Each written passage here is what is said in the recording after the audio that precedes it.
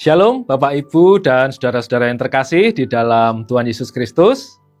Syukur kepada Tuhan atas penyertaannya kita dapat berjumpa kembali dalam program Sapaan Harian GKJ Manahan.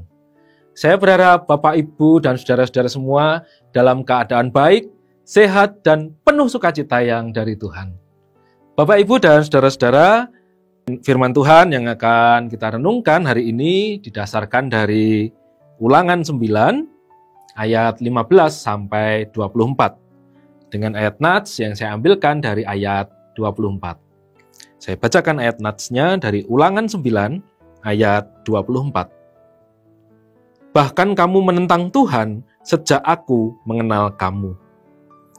Berbahagialah kita yang membaca firman Tuhan, merenungkan dan melakukannya dalam kehidupan kita. Haleluya. Bapak Ibu dan saudara-saudara, siapakah di antara kita yang tidak berdosa? Sejak kejatuhan Adam ke dalam dosa, maka semua keturunan Adam berada di bawah kuasa dosa. Kita semua dilahirkan dalam keadaan tidak sempurna. Kita memiliki kecenderungan untuk berbuat dosa. Dosa bukanlah sesuatu yang datang dari luar, tetapi dosa itu telah berakar dalam hati setiap manusia. Dalam bacaan kita hari ini dari Ulangan 9 ayat 15-24 merupakan salah satu bagian dari penyampaian nasihat-nasihat Musa kepada generasi baru Israel yang sedang bersiap-siap untuk memasuki tanah perjanjian. Musa memberi peringatan kepada mereka mengenai berbagai peristiwa yang terjadi pada masa awal penyertaan Tuhan menuju tanah pembebasan. Baik itu berkat Tuhan, sampai ketidaktaatan bangsa Israel dan penghukuman-penghukuman yang mereka terima. Dari Ulangan 9 ayat 15-24, kita melihat bagaimana bangsa Israel itu telah berdosa dan memberontak terhadap Tuhan dengan membuat dan menyembah anak lembu emas. Padahal pada waktu itu Tuhan baru saja memberikan 10 perintah Tuhan. Dosa yang menyebabkan konsekuensi yang mengerikan. Dan ini hanya satu di antara banyak dosa dan banyak pemberontakan yang dilakukan oleh bangsa Israel. Bangsa Israel ini sebenarnya adalah bangsa yang beruntung. Mengapa? Karena dengan mata kepala mereka sendiri, mereka melihat karya Tuhan yang begitu luar biasa. Karya Tuhan yang menggemparkan dunia.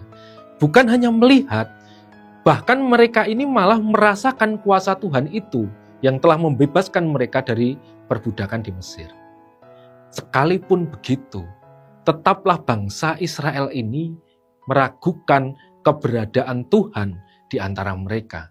Sehingga mereka melakukan kekejian itu di hadapan Tuhan. Bukankah dikhianati itu menyakitkan hati? Demikianlah sakit hati Tuhan. Bahkan Musa sampai memohon kepada Tuhan untuk mengampuni dan tidak memunahkan mereka. Bapak Ibu yang dikasihi Tuhan, melalui kisah ini ada beberapa hal yang bisa kita pelajari. Yang pertama, memiliki persepsi yang benar tentang Tuhan.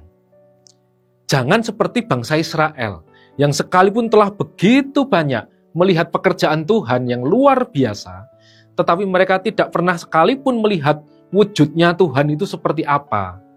Maka ya sesuai kebiasaan orang-orang zaman dahulu, para penyembah-penyembah berhala yang membayangkan Tuhan itu wujudnya seperti ini, seperti itu, atau seperti apa yang menurut pemikiran mereka, dan mereka membayangkan membuat sesuatu yang merepresentasikan Tuhan untuk disembah. Dan jadilah patung anak lembu emas itu menjadi sesembahan mereka. Secara manusia, mungkin hal itu tampak masuk akal. Karena mereka mencoba memberi penggambaran tentang Tuhan untuk memudahkan mereka menyembah Tuhan. Ya seperti manusia zaman dulu, ketika mereka melihat petir itu begitu hebat, begitu luar biasa, begitu menakutkan, dan di luar jangkauan manusia. Dan menganggap petir itu memiliki kuasa, dan menganggap petir itu adalah Tuhan. atau menganggap sebuah pohon yang sangat besar, pohon yang sekiranya tidak akan tumbang dalam kondisi apapun, maka juga mereka akan menyembah pohon itu sebagai Tuhan. Dan ini tampak sangat manusiawi. Tetapi di hadapan Tuhan, itu adalah dosa dan merupakan pelanggaran terhadap hukum Tuhan yang tidak menghendaki kita membuat apapun, menyerupai apapun, baik di langit di atas atau yang ada di bawah di bumi atau yang di dalam air untuk disembah. Tidak semua hal yang ada dalam pikiran kita adalah baik.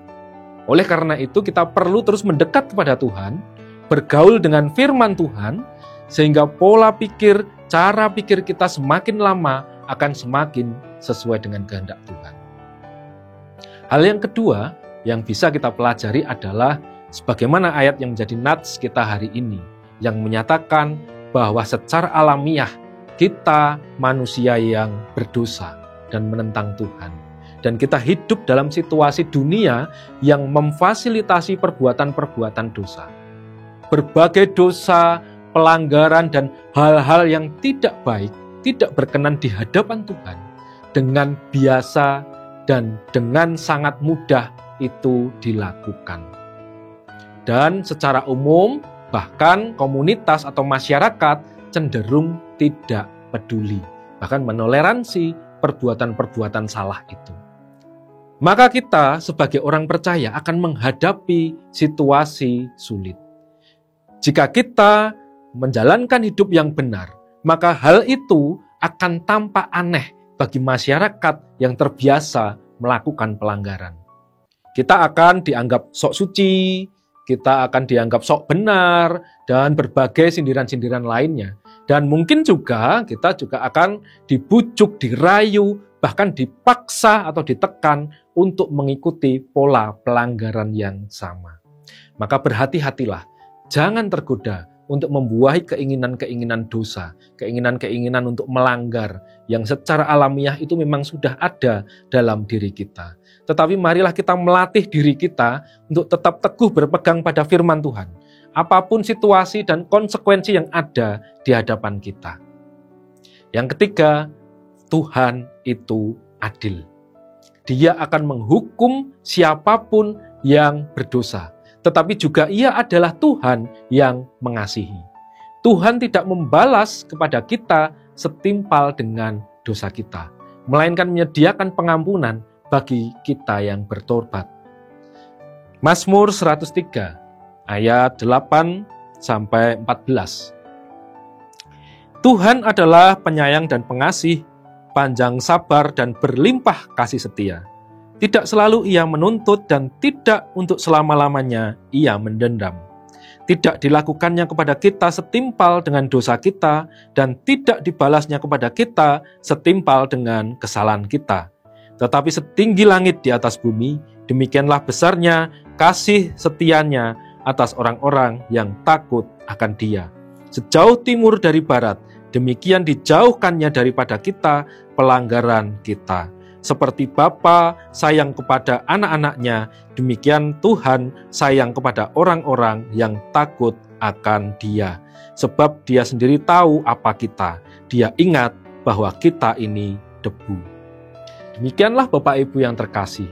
Maka jika di antara kita masih ada yang hidup dalam dosa, masih menoleransi pelanggaran-pelanggaran, masih melakukan dosa-dosa, mari kita memberi diri untuk didamaikan dengan Tuhan.